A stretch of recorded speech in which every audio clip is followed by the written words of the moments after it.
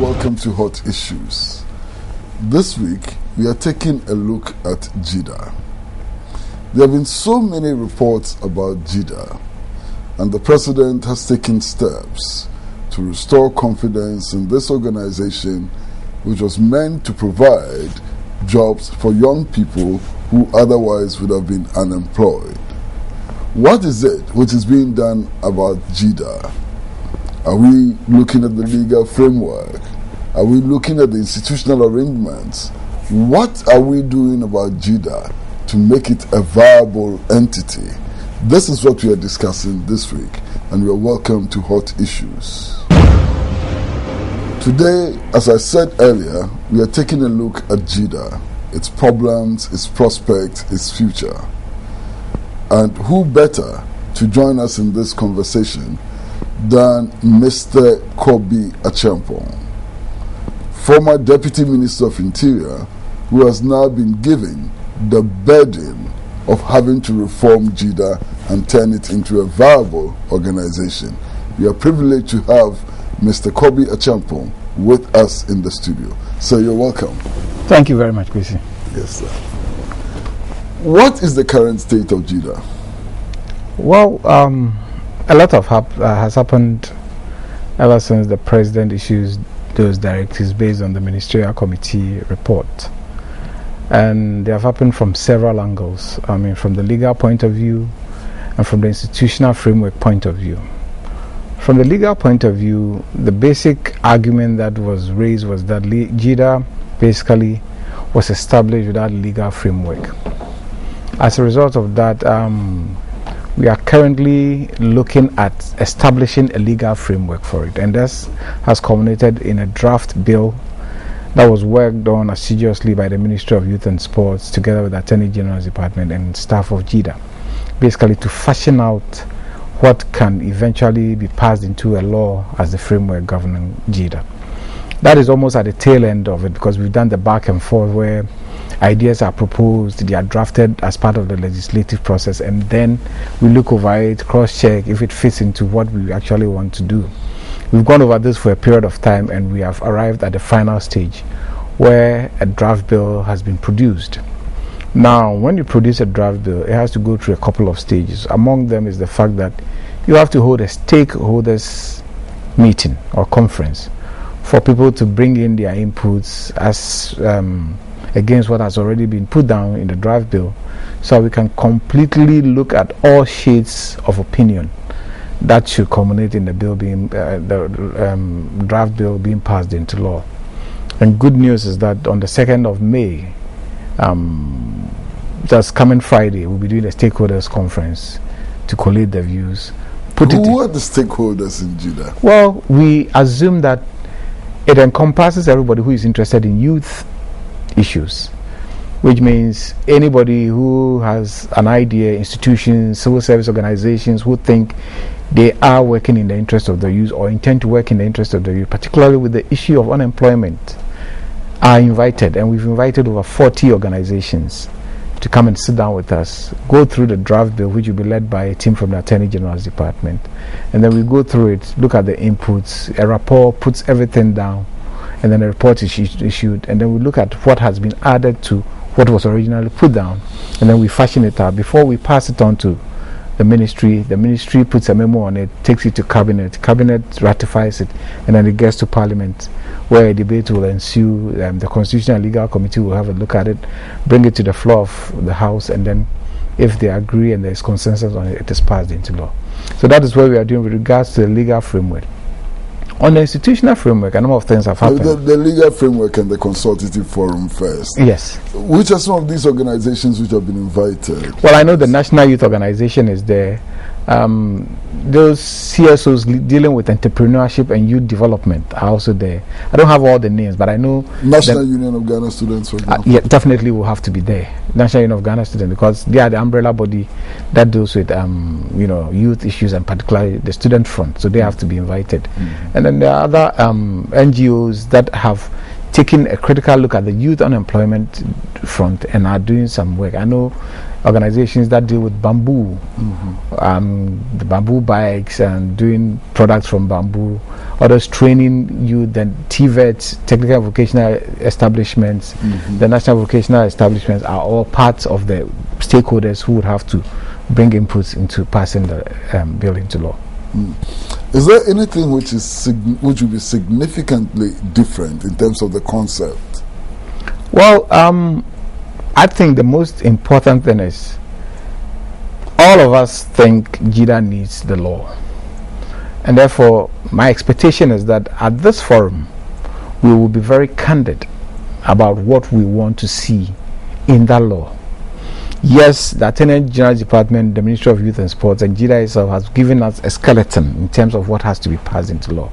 But I think others have other ideas that may not have crossed our minds while we're at this work, and that will be brought to bear on the final product that comes out of it. I think. But you've seen the draft law? Yes, I have seen it, yes. If you look at the draft law, does it change the concept radically, or the concept is retained? Well, the concept changes somewhere, particularly with issues of procurement. I worked particularly on that one because I thought, reading through all the ministerial reports and government white paper and auditors' reports of JEDA, I realized that there was a consistent hampering on the way we do business with service providers. And for me, that was instructive because at the end of the day, if you ask people to perform service on your behalf and you don't take them through what exactly you are looking for them to do, and you do it the wrong way, which was done in the past, where unsolicited proposals became the order of the day, where people who had brought unsolicited proposals were also given the same opportunity to go and write memorandum of understanding or even service agreements to bring to JEDA, for JEDA to just say, okay, you go ahead and do it. All that happening in the absence of an effective monitoring and evaluation mechanism. You are bound to have the problems that JEDA has encountered. And therefore, I specifically insisted that there must be a process to be followed. And the process has to fall in line with the tenets of the Procurement Act. And one of the first things that had to happen was basically, JEDA had to make a determination. What are we looking for? One, who are the service providers that we want? Two, what criteria do we establish for them? So that at the end of the day, when you meet that criteria will serve as the basis for fashioning out an agreement. So that down the line, when we feel you are not doing the things we asked you to do, we can conveniently say we are terminating it. And we are terminating it based on the fact that we have agreed from the inception to wherever we get to that there are certain principles, policies, criteria that we need to meet.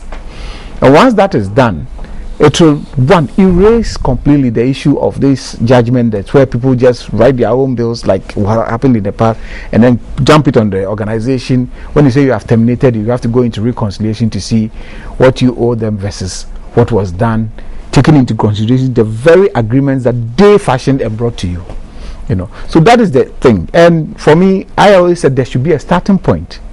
The starting point always has to be we saying we request you to express interest. Express interest along these lines, because this is the check marks that we'll be using to evaluate your expression of interest. Once you've done that, then we take you through the procurement process in its entirety. I believe there shouldn't be any restrictive tendering, especially when proposals have come in. We should judge it on two things: the technicality of the proposal, the financial sustainability of the proposal. And I pay particular attention to the financial sustainability because when you look at the JEDA problems, a lot of it has been this issue of going against the Financial Regulations Act and Parliament in granting interest-free loans to service providers. So it is categorical in the request for proposal that if you cannot pre-finance what you are coming to do with JEDA, don't even bother to apply. Because government is not in the business of just giving you interest-free loans. When you are a private sector person who would always give loans to somebody with interest, but you want to take money from government without interest. So that is also there. And then the technical composition. The technical composition basically looks at what we want to achieve. We want to measure outcomes at the end of the day. And I've always said a critical outcome for JEDA at any time is that there must be a clear exit path for beneficiaries of the program. Because you cannot train people who would leave the program after 1 year, 2 years, and get back onto the streets doing the things that you picked them from to train. There's no sense in that. There must be a clear exit path that I have finished this training and this is my new line of work. I can sustain myself. It is viable. I wouldn't have to go back to doing those same old things. So those are the things that, for me, I think are very new and refreshing in the new bills that we are proposing and the institutional frameworks. You speak about service providers, and I've just been wondering whether they are indeed necessary given the overall objectives of JEDA. Well, for example, you have the National Vocational Training Institutes run by the National Youth Council, which have models for agriculture, models for engineering, and so on. You have the National Vocational Training Institute, and it's fairly well spread, it's technically competent, and so on. Why would you need service providers whose competence does not match the existing state institutions? Well, I totally agree with you. I have time and again said, look, JEDA needs to look at the way it does things differently based on the kind of argument we've raised. We have a plethora of national institutions, all aimed at getting our youth something viable to do, technical vocational training. These organizations, if properly co-opted, can serve as the technical hub for which we draw capacity from to run some of these JEDA models. The only circumstance where I feel we need somebody from outside is specifically in the area of, let's say, information technology. There you don't see the strength because of the dynamism of that sector. You need a service provider who is really in tune with the modern trends as far as IT products are concerned, IT training is concerned, because this is a dynamic industry. Every 3 weeks something new comes, and therefore you must have a company that is well grounded in terms of being able to keep abreast with what is going on. But other than that, I think seriously we should do a lot of things relying on some of these core state institutions that have done it over and over again. And see, the interesting thing is JEDA recruits master craftsmen. In the past, they recruit master craftsmen and give these master craftsmen to the service providers as their consultants.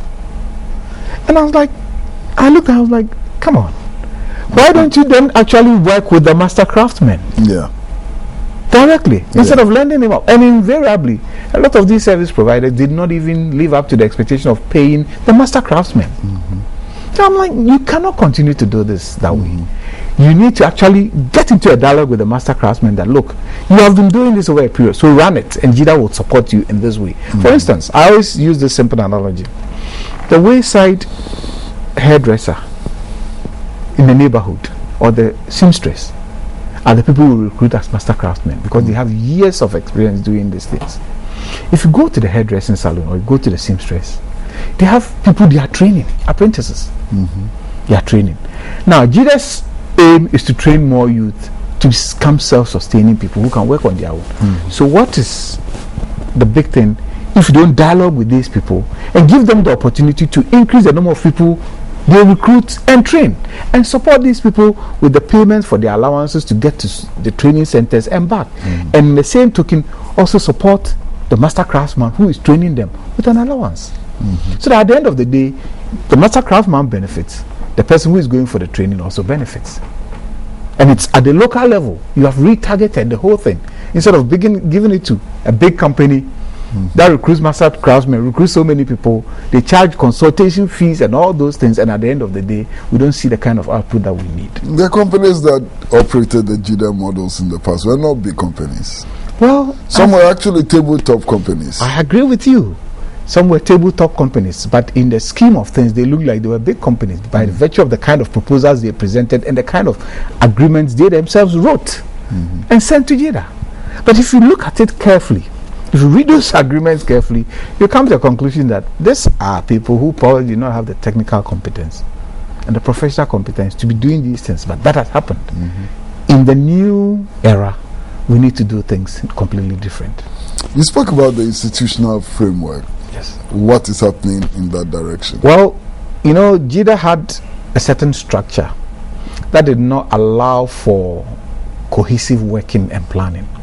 By that I mean, they had this line of deputy national coordinators, operations, human resource, finance, that. And these were backed by a second line of deputy national coordinators who did 1, 2, 3. The first thing is that you realize that, yes, the first line was there, but what were their core competencies in terms of where they were sitting? If you say operations, fine. What kind of operations? Is it just running modules, or is it an operational thing, looking at everything in a holistic manner and saying that, okay, I'll devote this to this, matching resources to what you want to get and all those things? So I decided that, look, for first, let's change the structure. You have an executive director, but I think I wanted a head of administration, because I realized that was what was missing. And it was missing in the simple issue of even moving one memo from one desk to the other. You would have a problem. Some memos get missing. They are not properly titled, so that you can chase or trace how it moved from one state to the other. So I've requested for a head of administration. Luckily, there was a lady I worked with at the Ministry of Tourism when I was there as Deputy Minister. And she has so much experience doing this because she worked at Public Sector Reform, Ministry of Energy, and helped us when we're turning tourism around, especially when we're passing the Ghana Tourism Authority bill. He helped us. I've asked her to come on board, and we are in the process of bringing her on board. And then I realized that with respect to financial administration, there are certain basic things that we're missing. I mean, if you look at an internal audit unit, I believe every organization must have an internal audit unit. JEDA did not have one because they relied on internal audit unit of the ministry, parent ministry, that's Ministry of Youth and Sport. And I said, well, that is good. But if we start the internal audit from our own end and got a second line at the ministry, it means everything we do here should be correct before it gets there. So I've recruited, in fact, one of the staff at JEDA has been trained by the internal audit agency, and it's now our internal auditor who makes sure everything is done. We are asking for a second one because we think the magnitude of work that requires that we have two. At least two eyes would always be able to look at things from different perspectives and still get very good results. Now, this was met with a lot of resistance. And as usual, with any organization that is going through change, you would expect these things. But I've been able to get them to understand that I do not work without internal audit units. Because, you see, at the end of the day, when you don't have an internal auditor, or for that matter, you are only relying on the ministry, and they fail to catch something, and it gets to your internal auditors, what is the repercussions? It means you are not doing your work well. Exactly. So let's have our own internal audit unit. Once that is done, let's have a cross-check from the ministerial audit. That's fine. By the time it gets to the internal auditor, whatever problem we have would have been corrected. And then you see that the workflow, as far as the finances is concerned, will become seamless. The second thing I did was also to request for somebody from the Auditor General's Department, the Attorney General's Department, because you sign all these contracts, you have all these agreements, and you don't have a legal person to review them. The argument was that they sent this to the Attorney General's Department, but I said, well, if we have somebody in-house who can do these things before it gets there, it's also a second layer of check for us. So I've brought somebody from the Attorney General's Auditor General's the Attorney General's Department. Okay. Yeah, to do our legal work for us. Make sure that every agreement that is signed, he goes through it. If he has to even refer to his superiors at the Attorney General's Department for opinions, that is allowed. He's allowed to do all those things. So those are the things that I've put in place. I'm trying to now get somebody with two people for the operations department with different backgrounds. I want one who has an understanding of public policy, and one with an actuary background. For an organization as us, we need to plan ahead.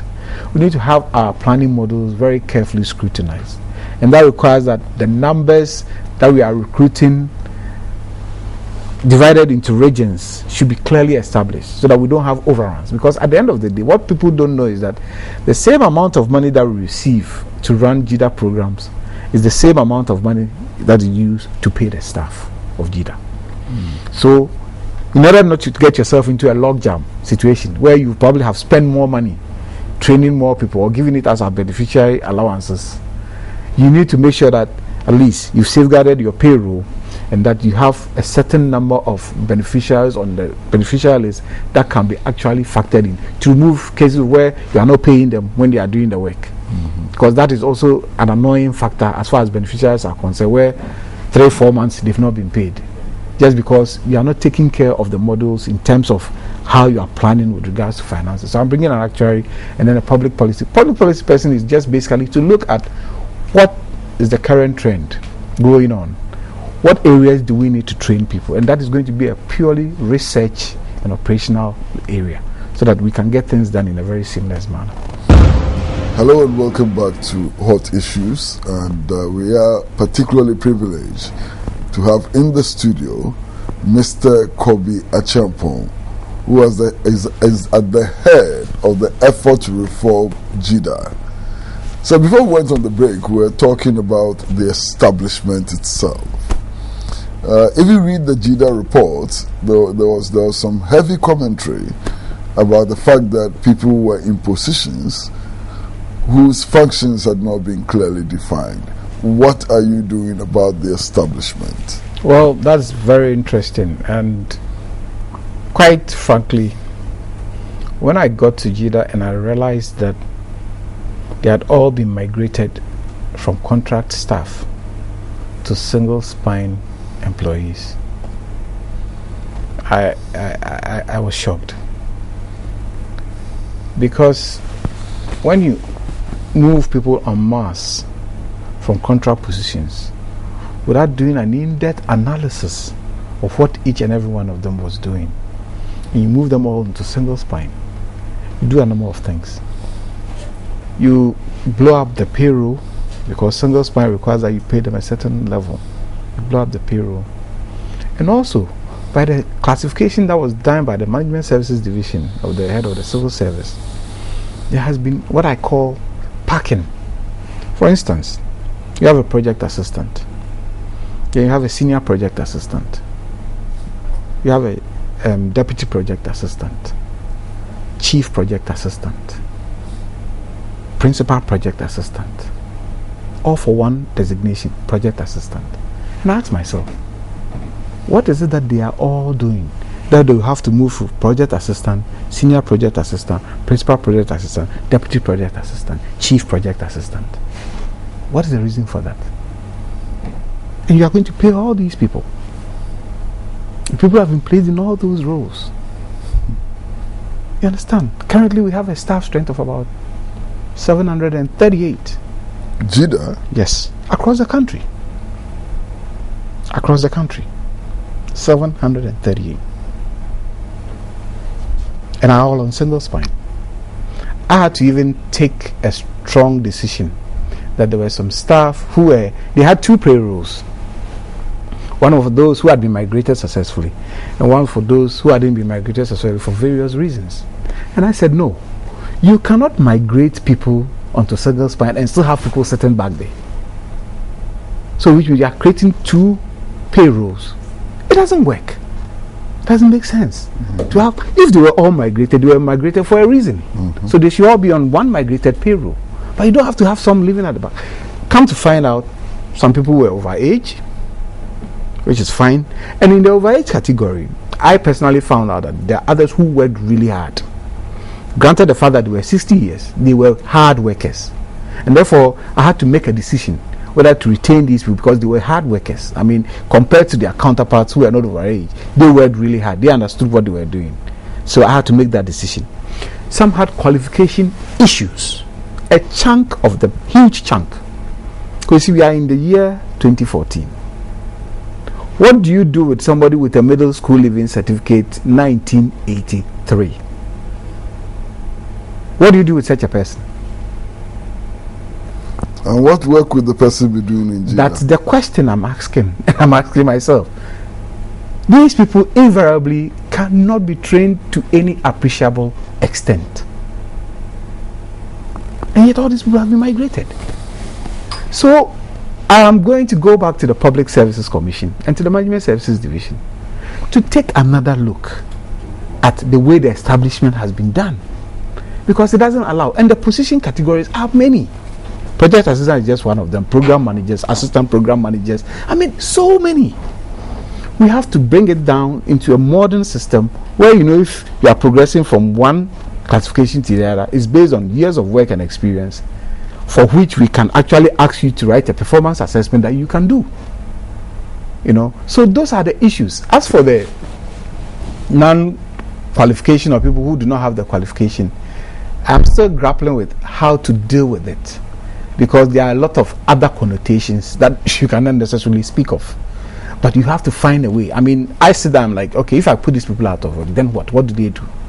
So I have to find a way and get a clear sense in my head that this is the right thing to do before I proceed with that. But there are others that are so glaring.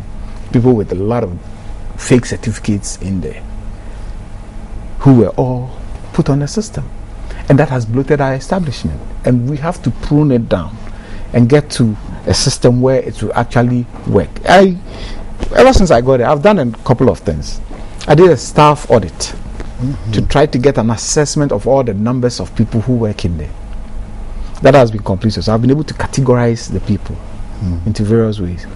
The next thing that I want to do, which I don't want to say on air, is to do a performance appraisal. Each one, tell me what you do on a daily basis, your job functions, so that we can match that to your qualifications and properly put you in a box. So that when you are progressing, because now you are public servants, when you are progressing, you see a clear career progression path ahead of you. So these are some of the things that I'm doing with regards to the establishment, because it's tough, but it has to be done. Other than that, we still have to come back to the same problem of having placed people in boxes where they do not fit and therefore cannot deliver on the kind of output we are looking for. Are you considering retraining as one of the options? Exactly. I think for most part, all JEDA employees, save those with specialized field like the finance person, accountant, all those people should be trained in monitoring and evaluation. But the JEDA report said that the head of finance was not qualified. Well, you see, that's another matter to be discussed. I understand. It was in the report. I know. He said he was not qualified at all. I know. His competence level was not zero. to run that kind of organization. Yeah. But you see, with him, he can be trained because he has a basic background in finance. He has a degree in finance. So he can be trained. He has to get more skill in terms of managing that kind of organization. But he has to do it with somebody who is more... the person that the JEDA report referred to as incompetent, as not being properly qualified and so on, has a degree. Yes, has a degree. Degree? Yes, has a degree. Has a degree.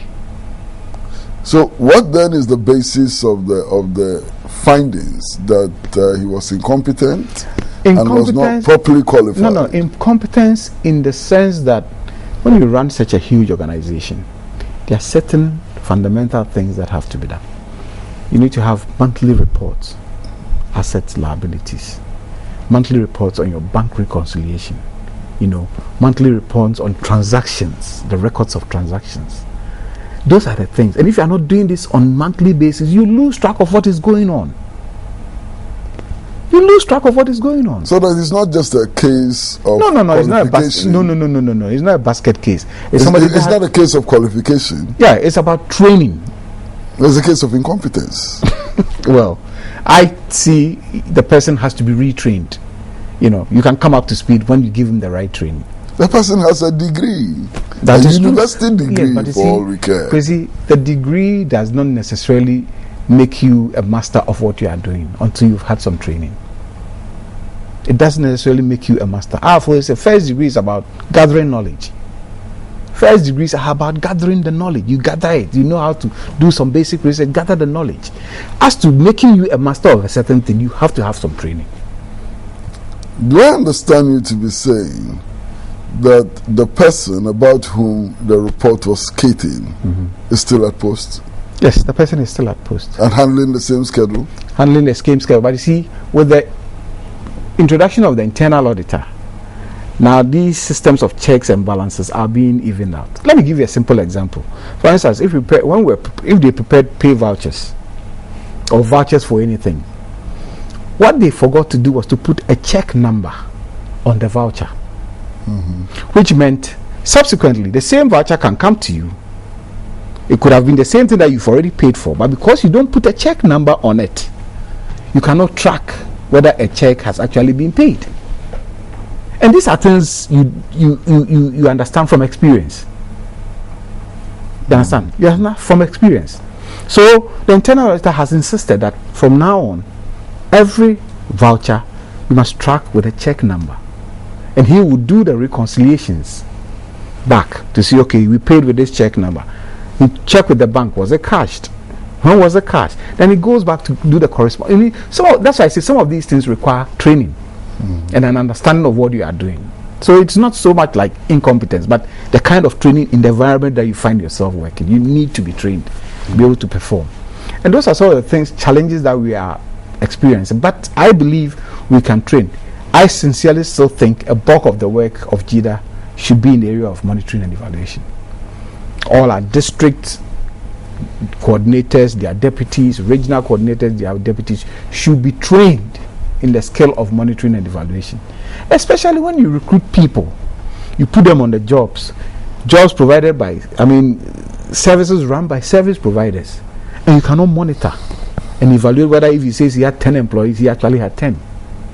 And you write a report indicating that day A, this person was at this work at this time. Day B, this person was at this work. To track. If you don't monitor and evaluate, when they jump from the district and come to the regional and to the national with figures that I employed 50 people, how do you check? So everybody, the whole force of workers in there should be trained on monitoring and evaluation. Because even if you are doing work that JEDA is monitoring itself, you need to monitor and evaluate it to make sure that the numbers are right. The numbers that are presented for invoices to be paid are right. And even numbers for the number of beneficiaries that we pay are right. You've read the report, obviously. Yes. You've read the report. And most of the things that we are talking now are about the future and how to safeguard public funds. Yes. What about funds which have been expended already in a way which may have cost us a loss? What are we doing? Well, there is a ministerial committee comprising of a number of us from JEDA, a number of people from the Attorney General's Department, auditors from the Ministry of Youth and Sports, who are working to do what we call the reconciliation. And this requires us going through the contract documents and looking at the numbers and the invoices that were submitted for payment. Already, the Attorney General's Department has issued demand notices to a number of companies whose contracts were terminated. And these were companies for which state funds or public money was expended in an area of what we call pre-financing, which is against the Constitution. Those demand notices, as far as I'm concerned, are being met because they are paying up. They have payment schedules and they are meeting them. There were other contracts for which payments were not made, but because of the termination, those companies are making claims on JEDA. Those that are paying, which are the companies which are paying? RLG, Asontaba, and I know with Zoom Lion, he has a huge bill. So we are now going through the painstaking process of trying to reconcile everything, to make sure that at least if he's making a claim, it is a claim that can be substantiated by the facts on the ground. So those are the things. But there are other small companies for which they are making claims now. And we are sitting with them, going through it step by step to verify their claim in the first place. First, verify even if they have a contractual arrangement with us. Then verify the claim and establish where the claim is actually entitled to be paid. And we are doing this. We've virtually succeeded in dealing with a number of these cases. In fact, even where we think they have a basis, we have asked the auditors to sit with them again and go through it one by one. Our aim, as far as possible, is to save the public purse by not allowing things that cannot be claimed to be claimed and then subsequently paid. Have any of the workers of JEDA been sacked? Yes. There were a couple of people who were laid off. I mean, based on a report that I cited when I got there. This was somebody who single-handedly forged the signature of the then national director and recruited over 30 people and placed them at Pantan Hospital. And I believe the only motivation was the fact that he recruited them and was taking money from them. So when I came back and he was still at post. Yes. When I came back, after forging the signature of the director, he was still at post. Well, what happened was an investigation was caused and it was done. It was established clearly. So when I came and I read the report, I indicated that no, if I do not set an example, this thing will persist. So I quickly terminated him. There are others that I'm going through the process of doing it, and I'm doing it deliberately because you don't want to sack somebody at will and the person goes to make a claim and then we have to go back and court in court. So I'm just going through a strict administrative procedure, applying the public services rules, the laws, to make sure that when I sack you, it is based on the solid premise that you have done this. There is proof that you have done this and you have been let go. So far, you've mentioned only one person who has lost the job. That was very glaring. But if you read the report, the JEDA report, there are many glaring cases. I know. So how come that only one person has been shown the exit? One person has been shown the exit based on the verifiable things there now. Mm-hmm. Others, I think it's not always necessary to go frontal. I've advised others, and I've asked people to even advise others that there are repercussions to their action, and it is in their own interest if they took a decision to resign, than force the organization to terminate them and subsequently hand them over to the accountant general, the attorney general for prosecution, especially in the area of fake certificates. I think you ought to resign, and I'm seeing that coming. I'm seeing a number of resignations, letters coming in that I have resigned. And if you go through their records, you see that they are listed in the Public Service Commission as people who came in with fake credentials. So it's not always necessary to go frontal, but I appeal to them. Use your own conscience. This is where you find yourself. There are repercussions to your action. Now, if it's clearly established that an employee has been engaged in fraud, I will terminate. Fake certificates and all of that, should they resign? No. For me, it's about, doing something that is, don't let the person feel bad about the issue. If you let him resign, the whole of Ghana is feeling bad about their conduct. I know, but at the end of the day, why shouldn't they feel bad about their actions? Well, you deal with consequences of their actions. You see, you deal with human beings. Sure. And you must have a way of dealing with them to get the same result. Get the same result, but use a different means. Which is the same result, sir? The same result is, if I ask you to resign, you've left the organization. You have nothing to do with the organization anymore. You've lost a job. But then you've lost a job, but the state has lost millions of cedis. Fine. How do we recover the millions of cedis? How do we establish criminal liability? That is the next phase. I strongly think it should not only be in criminal proceedings. A civil suit can be filed against these persons. And it's left with the Attorney General to make those decisions. So their resignation would not preclude the possibility. Yes, other actions against you. No, it doesn't. I just want you a clean face, but we reserve the right to continue with the process. Some sections of the public have suggested that there may be an element of scapegoatism in the way in which the JEDA report is being handled. You know the JEDA report better than I do. Yes. Do you accept that? And if you don't, what is the basis of your rejecting this suggestion that there may be some scapegoatism? Well, unless I get a clear definition of what they mean by scapegoats. For example, they are saying that currently the former director is being prosecuted along with two others. They are saying that if you read the JEDA report, the three persons could not be the only persons responsible for the JEDA problem. Okay. So how come that all the others who may have been involved or were involved in the commission of the crimes or alleged crimes, why are they free? This is the basis of the suggestion that there could be an element of scapegoatism. Well, my understanding is very clear on this issue. I believe the court case that is being prosecuted now involves two people, and it is with respect to a specific thing that happened. And if you go through our records, you realize that there is ample evidence to suggest that one particular person or two people were responsible for this thing happening. See, if you want to extend it, the JEDA reports basically makes mention of all former ministers from the NPP era to the NDC era. If you want to use that as a basis for doing anything else, it is for us to decide to do that. But with specific reference to the court case that is on now, there is ample evidence to suggest that somebody engaged in a particular thing for which the person is being persecuted. So it is for the nation to accept that, okay, let's haul everybody in from the back end to the front end. That's for the nation to do.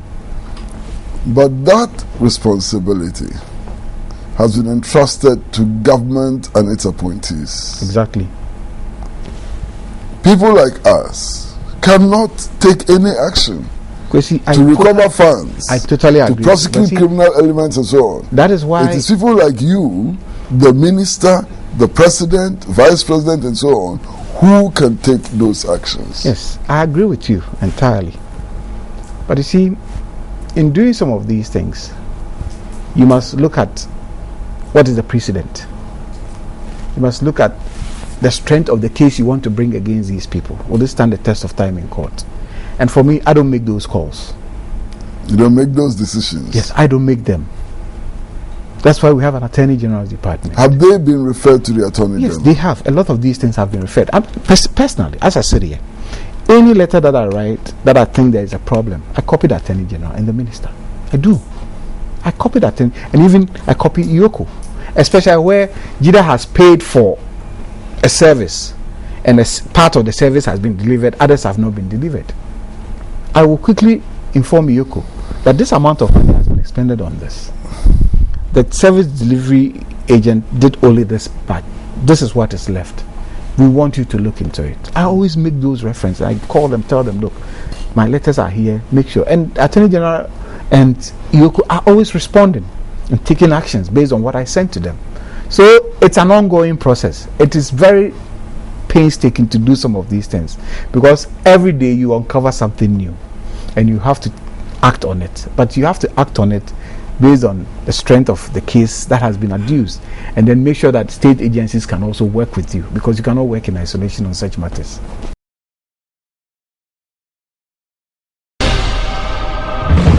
Hello and welcome back to Hot Issues, and we are in conversation with Mr. Kobby Akyeampong, the man who has been given the Herculean task of reforming JEDA and making sure that it delivers.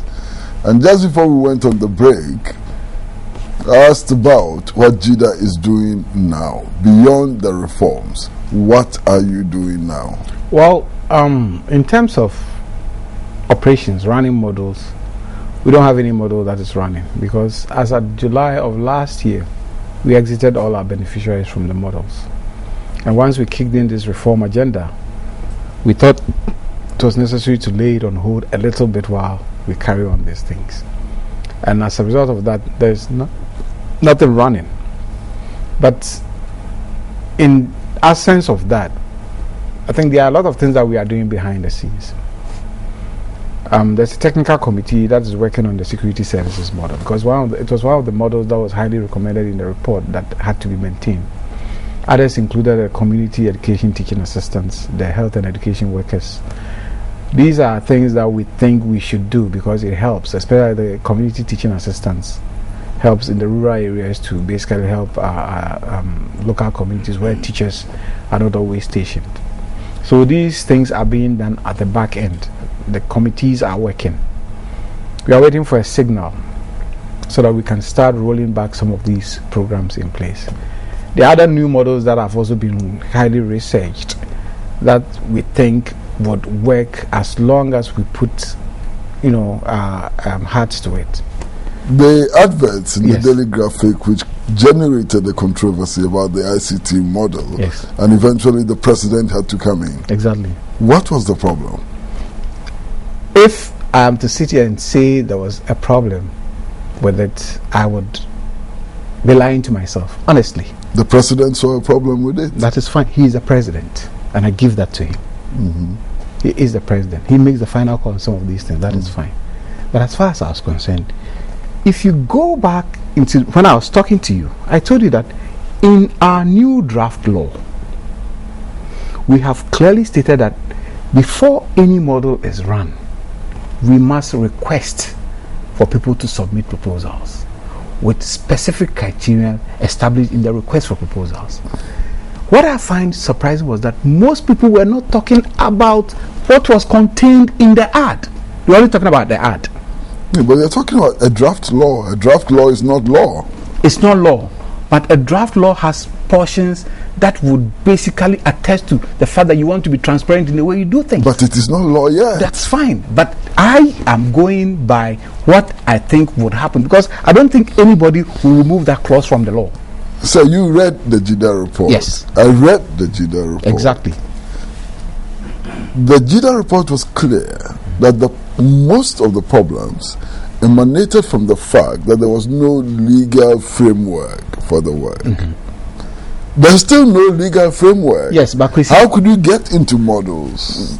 We're not getting into models per se. We're advertising. Yes, but that is only a first step. But why can't you wait for the law to become law, the draft law to become law? But that is the argument before? people seem to raise. And I keep on asking them simply this. As we speak, JEDA makes procurement decisions.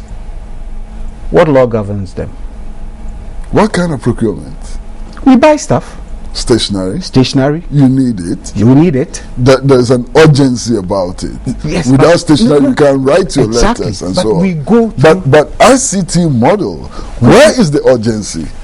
The urgency is in the simple fact that you have to go through a very long procurement process. A very long one. I'll give you an example. We requested to buy vehicles for JEDA. A bus that will help our staff move around and stuff. We made this request as far back as November last year. 6 months ago. Yes. We have only been told that the likelihood of we getting everything is like August. And we are going strictly by the procurement process. Entity Tender Committee will make a decision on the thresholds. You said, you write a report, it goes back to public procurement, they review it, come back. So this ad was just a single step. Okay, you are interested, bring your proposals.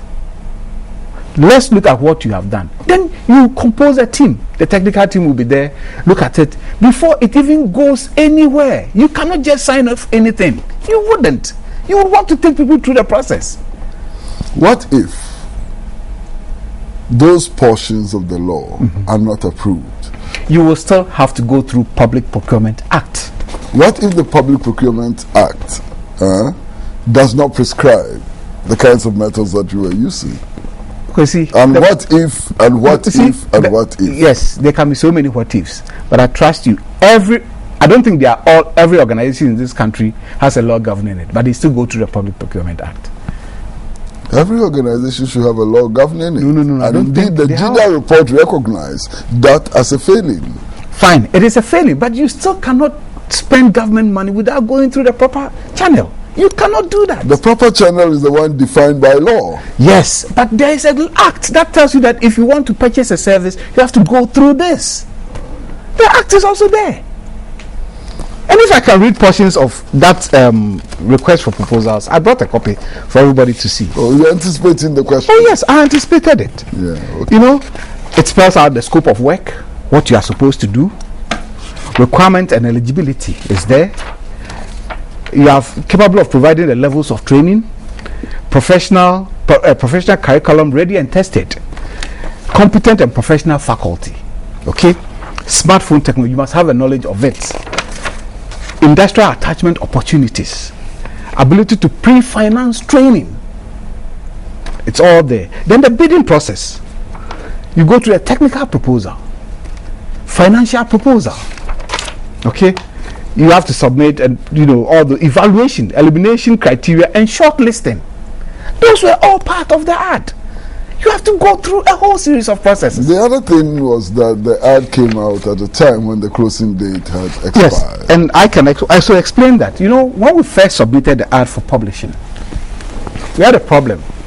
Graphic couldn't give us a full page on the date we requested, so they kept changing the dates. They kept changing. We asked them, will it come today? They'll say no, it will come tomorrow. Anytime you change the date, you have to move the submission date one day to give them the 7 days or 14 days in the window. So we kept doing this until they lost track, and they published it with the 2 different dates. And I was like, no, we can't do that. Then we are misinforming the public. That is why we placed the second ad, to make sure the dates are the same, and also give people who thought it was something they couldn't deal with the opportunity to actually bring a proposal based on the corrected dates. It wasn't that it was a scam. No. Why would I perpetuate a scam? I didn't hear that it was a scam. No, but that is what, if you listen to radio, all those news people were saying, oh, we are here to perpetuate a scam because we've accumulated communication service money and we are ready to go and spend it. As if you can go take government money and just go to town and spend it. Thanks very much for coming to the studio.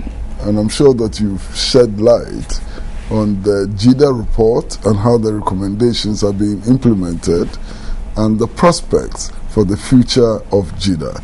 We are most grateful to you for coming to the studio. Thank you very much for giving me the opportunity. Now, viewers, I can only say thank you to all of you for allowing us into your homes. But don't forget to keep your dial on TV3.